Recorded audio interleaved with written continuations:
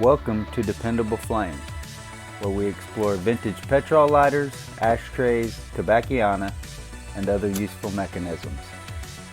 Make yourself at home.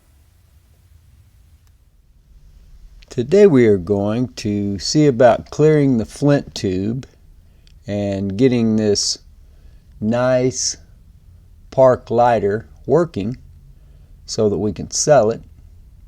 You can see the file wheel just spins freely. If there's no tension on the file wheel and your flint spring is all the way in place,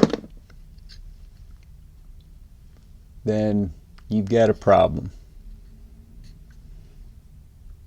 Something, namely a degraded flint, is blocking the tube. Now, in a park lighter like this, our next problem, as you can see, this lighter has a solid foam fuel cell. It also looks to me like this lighter probably hasn't ever been used. It's not really that big a deal because it definitely has some other flaws. But I'm going to see just how structurally sound that wick still is, and if it holds together all right after we clean that chimney area a little bit, then we may leave it. But we're going to have to clear the tube either way.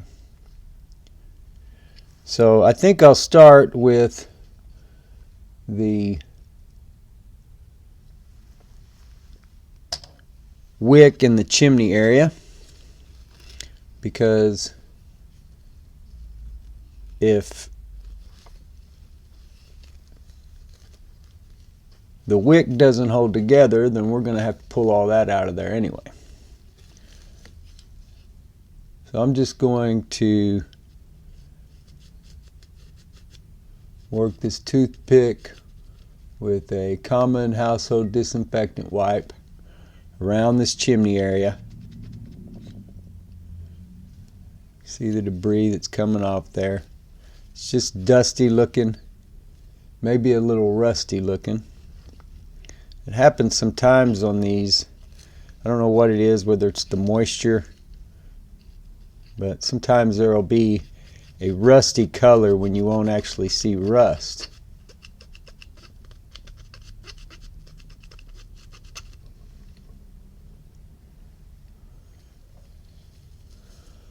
So that's cleaning up pretty good, and it looks like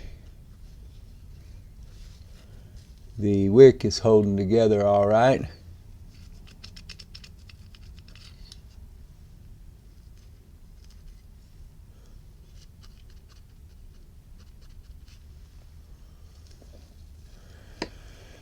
So we will probably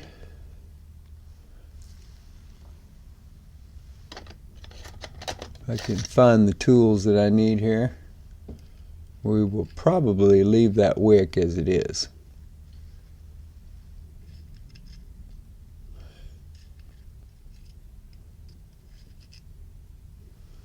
Leave it with the original wick. It's clean enough. I don't cut on the old wicks anymore simply because I just don't want to deal with the hazards of the asbestos and all that. So now, since we've got that, I believe, clean enough, we will see about getting a screwdriver and getting this plastic flint spring screw to loosen up without breaking it.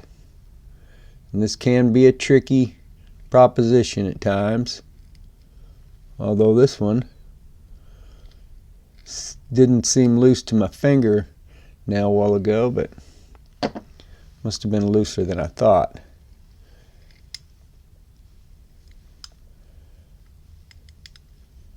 Make sure and keep some tension. Don't just take your finger off as it reaches its full extension, that spring, because it may go flying across the room. Maintain control of the spring.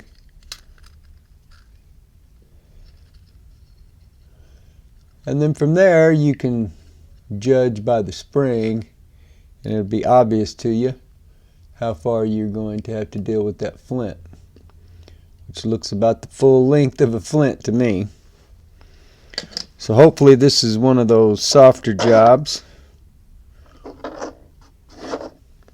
Now, as mentioned before, I always try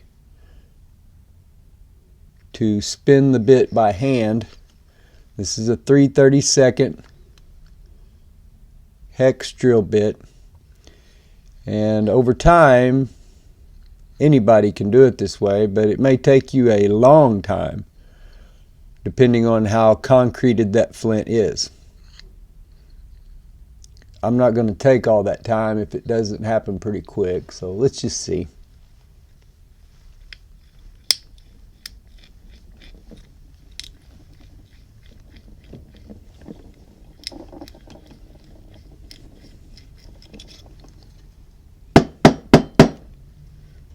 This does not look like it's going to be one of those quicker examples. This looks like the slow going variety that may test my patience altogether.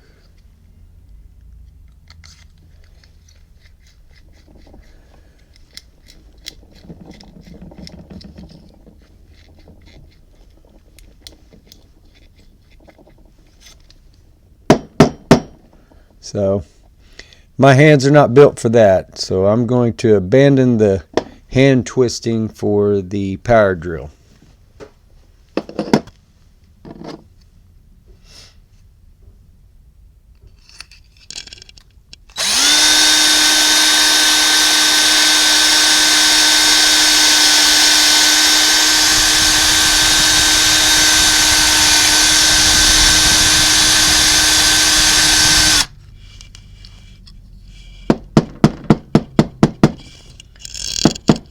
And I know some of you will tell me that's a no-no.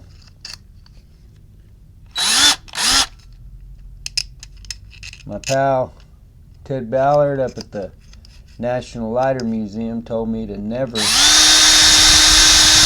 a power drill in a lighter. But you do what you have to do when your hands are damaged. All lighters are not equal. Every job that you do on a lighter is not equal. So I can't remember whether the Town and Country Zippo, I did have to do some cleaning on that lighter that made me a little uncomfortable. That was the most expensive lighter I've ever sold. Very nice lighter. I believe I sold it for $789. But I had to do some cleaning that made me a little nervous about the paint. I can't remember whether I had to clear the flint tube or not. But I probably would on a Zippo, simply because it's so easy. There's not much opportunity to fail when you're cleaning out the tubes of one of those old Zippos. But on these Park, these inserts are a little bit more fragile. Sometimes the tube will come loose.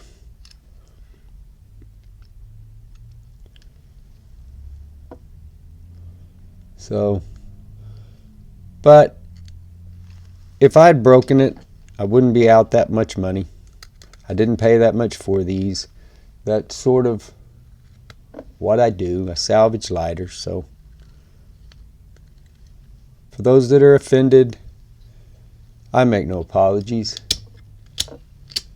There are different ways to do most of the things that we do.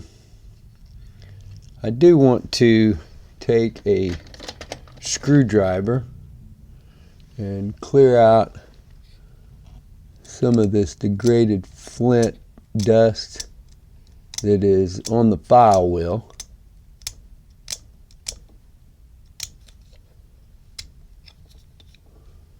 Not a lot of it, and I don't think it's going to hinder ignition or anything like that.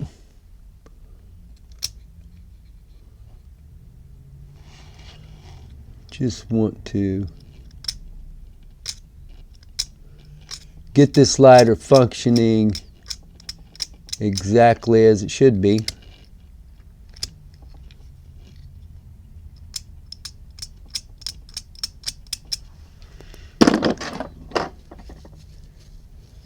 That's going to be clean enough. Clean it up a little here with the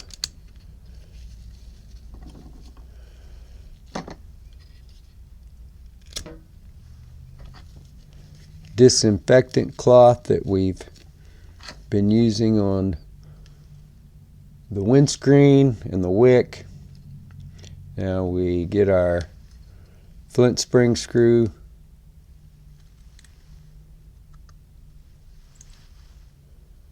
screwed all the way back down.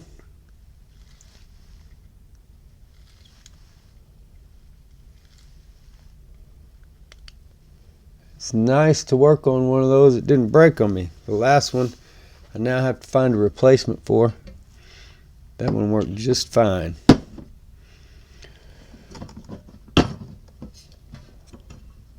Now we will take our Zippo petrol fuel and fill up the solid foam fuel cell, hopefully to saturation and no further.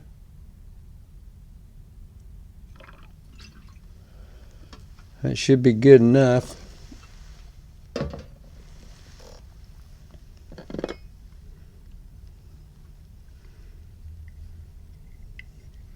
Get our insert installed back into the case.